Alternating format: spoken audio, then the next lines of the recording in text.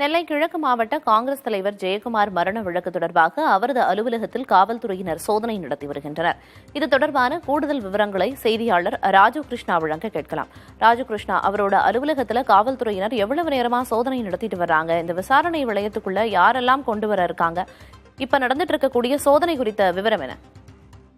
பிரியதர்ஷினி, நெல்லை கிழக்கு மாவட்ட காங்கிரஸ் தலைவர் ஜெயக்குமார் கடந்த 2ஆம் தேதி காணாமல் போயிருந்தார். அதன் பின்பு அவர் மர்மமான முறையில் உயிரிழந்து அவரது உடல் கண்டெடுக்கப்பட்ட நிலையிலிருந்து நேற்றிலிருந்தே முதலாவதாக 7 தனிப்படைகள் அமைக்கப்பட்டிருந்தது. கூடுதலாக ஒரு தனிப்படை அமைக்கப்பட்டு மொத்தம் 8 தனிப்படைகள் மிக தீவிரமாக கொலை வழக்கான முறையிலேயே அந்த சோதனை மற்றும்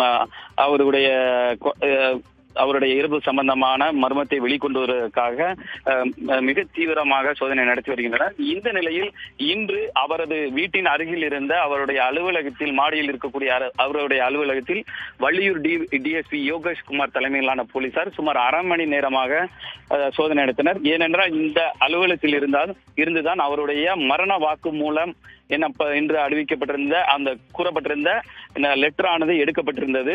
அந்த எடுக்கப்பட்ட அலுவலகத்தில் இன்று சுமார் 30 நிமிடங்களுக்கு மேலாக சோதனை நடத்தினர். அங்கிருந்து ஏதேனும் ஆவணங்கள் கைப்பற்றப்பட்டனவா என்ன என்பது குறித்த விவரம் இல்லை. இருப்பினும் தொடர்ச்சியாக காவல்துறையுடைய சோதனை என்பது மிக தீவிரப்படுத்தப்பட்டிருக்கிறது. இன்று அல்லது நாளைக்குள் இந்த வழக்கு சம்பந்தமான மிக முக்கியமான தகவல்களை போலீசாரிடம் நாம் எதிர்பார்க்கலாம் என்று உயர்வட்ட போலீசார் தெரிவித்திருக்கின்றனர். ஜெயக்குமாரோட மரண வழக்கு தொடர்பாக காவல்துறையினர் சோதனை நடத்தி வர்றாங்க. சோதனை குறித்த தற்போதைய விவரங்களை சொன்னீங்க. நன்றி ராஜு கிருஷ்ணா.